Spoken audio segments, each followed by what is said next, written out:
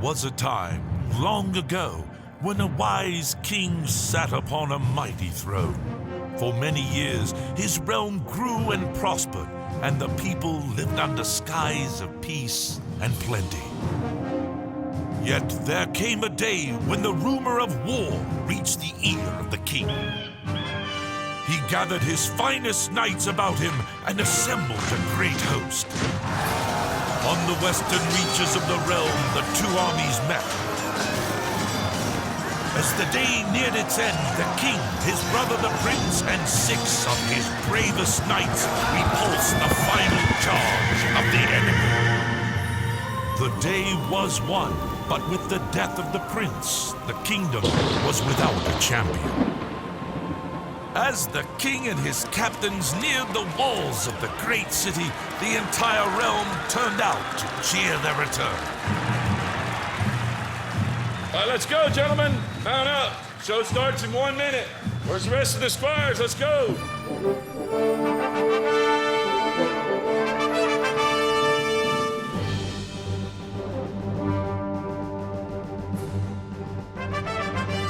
Ready to roll? All right, start fog.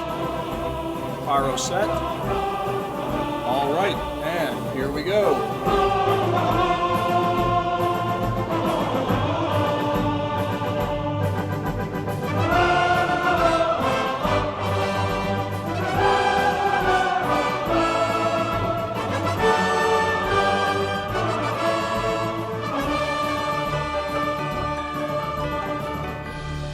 In order to put on a successful show every night, it requires a huge staff. There's all of the people in the technical roles, the lighting, the sound, the special effects. There's all of the food servers and operational staff. There's a great deal of activity backstage, and what you see outside in the arena is a direct result of all of those elements coming together.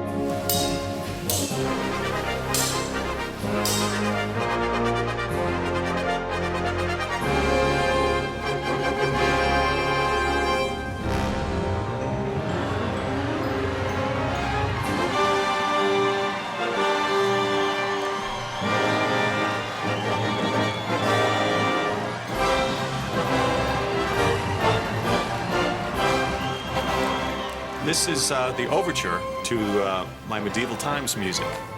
And it's a pretty important part of the show because the idea of the overture is to really set up themes that you're going to hear through the whole show.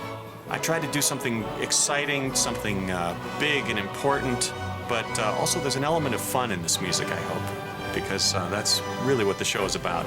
It's adventure, but it's fun. I'm kind of happy with the way this overture turned out. It's showtime. Let the word go forth that a feast and tournament is to be held, and the king's champion chosen. Oh, there is much to do, sire. Then let us away, my lords. I would have you raise a mighty cheer For the gallant Yellow Knight! Every night in the show has a musical theme as well as a kind of personality unto themselves. Yellow Knight was a very Spanish knight. The Blue Knight, he's the youngest knight.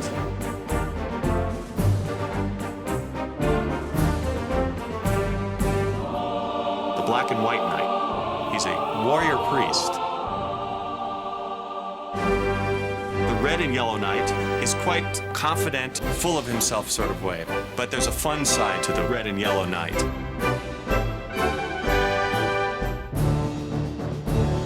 The Red Knight is a very high adventure, hot-blooded, tempestuous. He's filled with vim and vigor.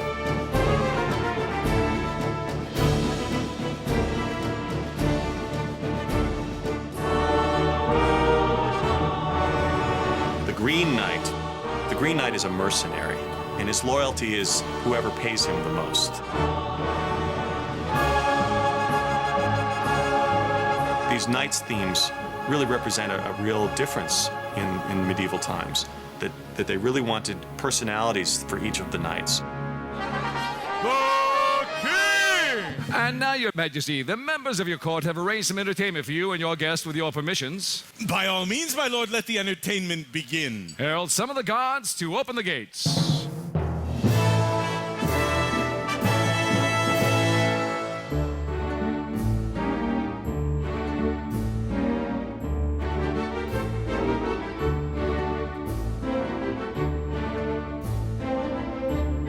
I think without the horses, we don't have a show. I think the horses make us a living here. Without them, this is nothing. Horses are a dream. There's something about a white horse that has always created an illusion. We try to help with that illusion here, and I think it works. This particular scene, there are 4 horsemen that do all of these coordinated, synchronized moves. It's really like a ballet, and you hear it's kind of like a waltz, very elegant and stylized. It's a unique thing to come to something like Medieval Times and see adventure and excitement and drama, but you also see beauty and grace, just unusual skill at horsemanship. You can tell just by the way he handles the horse and his facial expression that he's completely in control and he completely knows what's going on.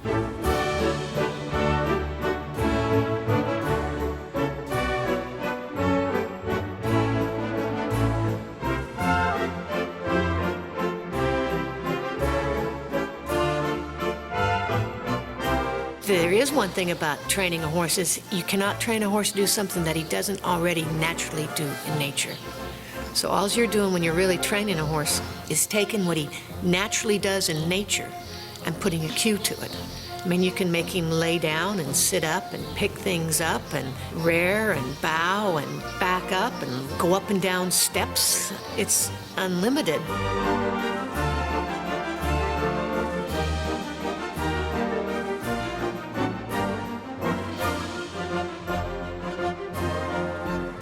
Generally, the hardest tricks are the easiest to train. The simplicity of it is the hardest part to train. To get a horse excited and to jump around and to be nervous looking is easy to do, but to get him to do it on command quietly is very difficult to do.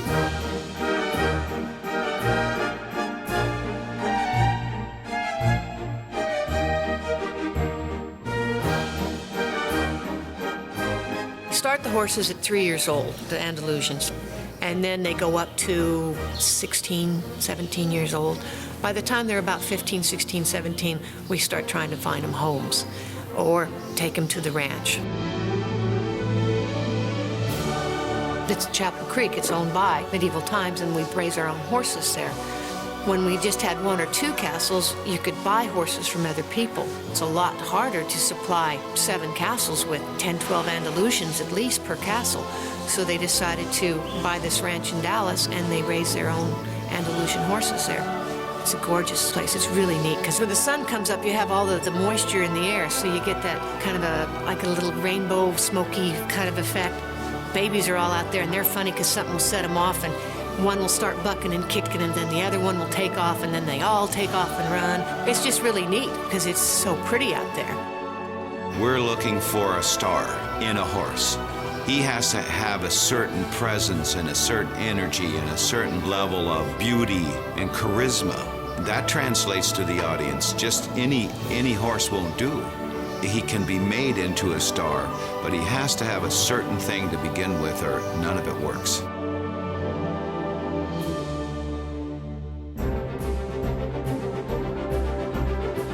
Now tell me, would you see some sport? Very well, then to the arena we summon forth my lord the King of Arms.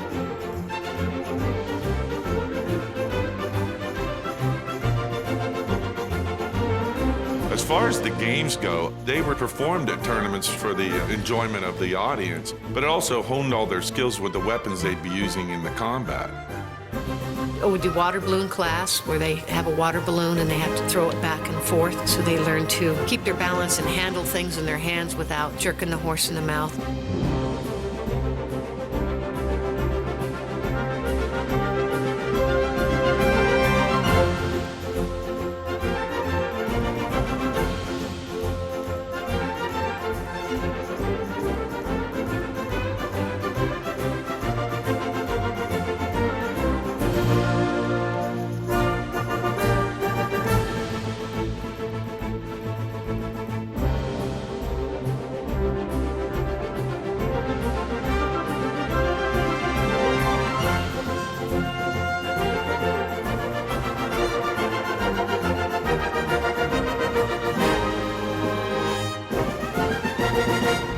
Your Majesty, your victors in this final game are the Red Knight, the Green Knight, the Black and White Knight, the Red and Yellow Knight, the Yellow Knight, and the Blue Knight.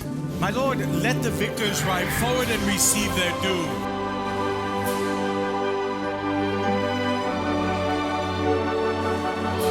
Princess Esperanza! The princess is life. The princess is romance. You sense in her lines and in her delivery a young girl who's in love, who's at the center of this great celebration that she's prepared for a long time. And she's got the added joy of the possibility that her boyfriend might not only win the tournament, but be able to take her hand in marriage, which is what she ultimately wants. So she represents light and good in the script.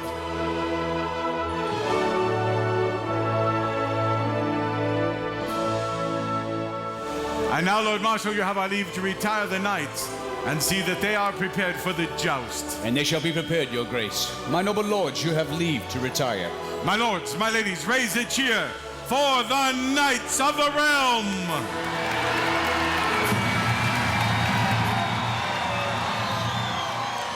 Greetings once again, Your Majesty. Why, Cedric, old friend, at last you return to us. What news do you bring? The wizard represents the mystery and the fantasy, but we also use him as a vehicle to inform the king that something is amiss. Betrayal and treachery, Your Majesty, a faithless ally and slayer of your kin.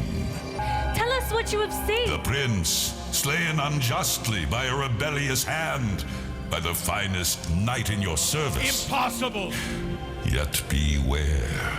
There is one whose heart has become twisted, and whose ambition knows no bound. Old man, your counsel and your aid are always welcome, but I cannot forsake my trust in these brave companions, not even to avenge my brother.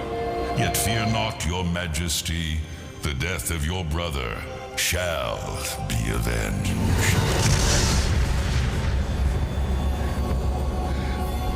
Could it be true, Father? Fear not, my love, all will be well. Heralds, summon forth my Lord Marshal and the Chancellor.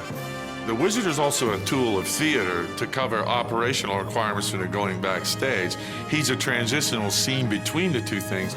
He also sets up the mystery plot that's going to work itself out by the end of the show.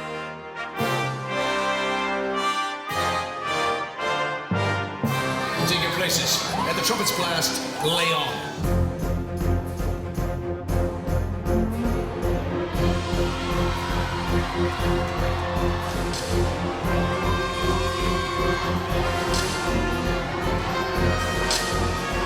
Certainly the most dangerous part of being a knight at medieval times are the horse stunts. This horse that he just jumped off of runs about 20 to 25 miles an hour. We have horses here that run 30 or 35 miles an hour.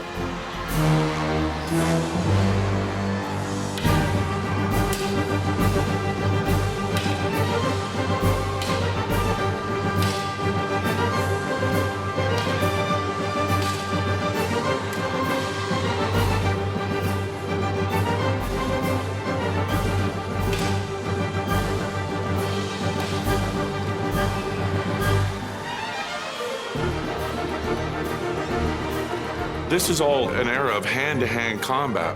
In order to beat your opponent, you had to get right in his face and get some on you. This is a boxing match with guys with short, deadly weapons. These are gladiators, basically. Even if the combatant doesn't die on the field, there's a very good possibility he'll die from his wounds.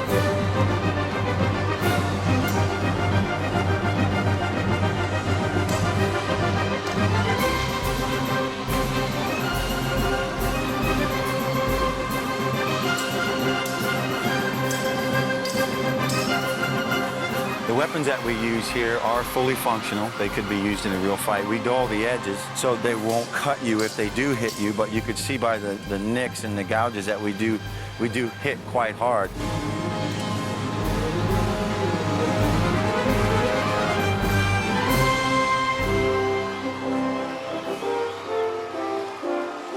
Along with every head, leg, shoulder strike that Tim and the other head knights teach, there's, a kick, a flip, a fall. These would have all been required from knights. So if you find yourself over here, pushing with the blade, pull it out, he drops dead center, Steve comes in, because all this lighting is oriented to the middle. The fights are almost like a dance. Every move, every sword swing, every kick, every fall off a horse is predetermined. Start again and use your voice when you attack. We use 10 different weapons. We use two-handed swords, one-handed sword, sword and shield, small axe, a medium-sized two-handed axe. We use a giant axe, which is about 9 foot long. We use 9-foot spears. We use a small one-handed bola, a large two-handed bola. As well made as it is, will only last us about 2 months before we will retire it. We don't wait for it to actually break before we replace it.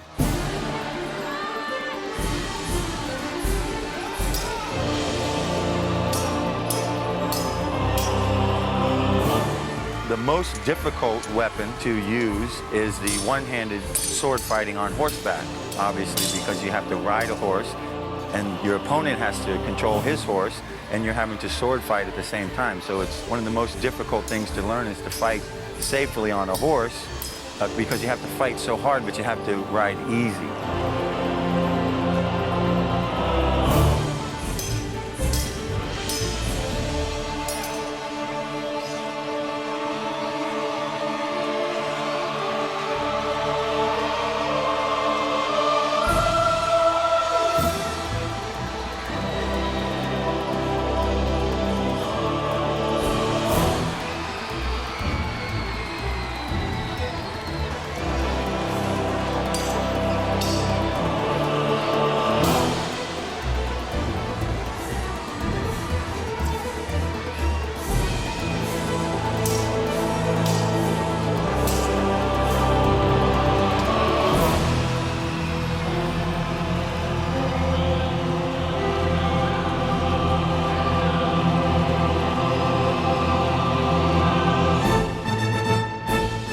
Worked with the Knights and the writer of the show, Lee Cordner, and the head Knights, Tim Baker. He said, we want rhythms. We want very, very determined beats to fight to. So I purposely made a classical kind of sound to the music, but I made sure there were lots of very definite beats. What manner of treason is this? Where is the traitor?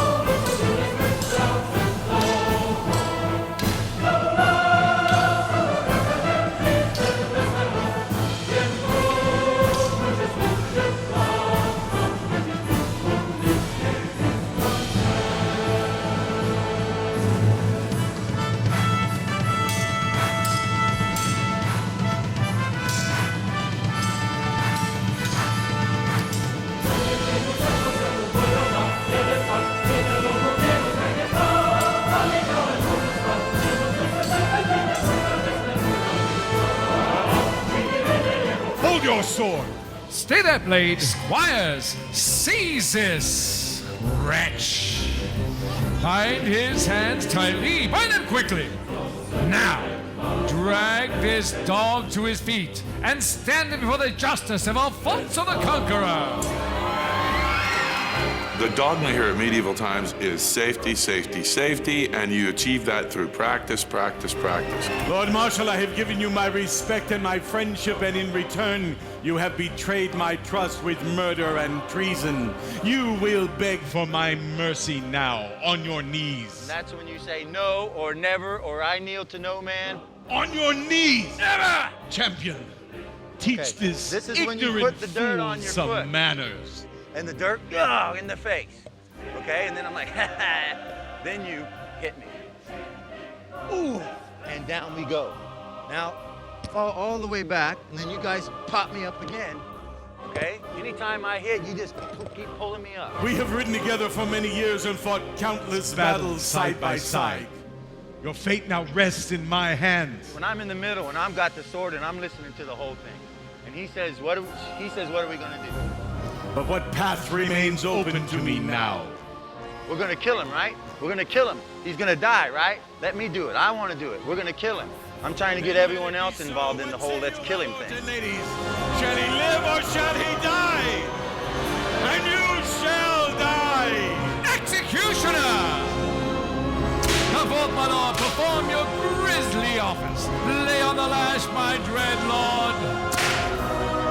Drag him in irons to the dungeon below, there to break him upon the wheel. You are doomed! To your task, my dread lord.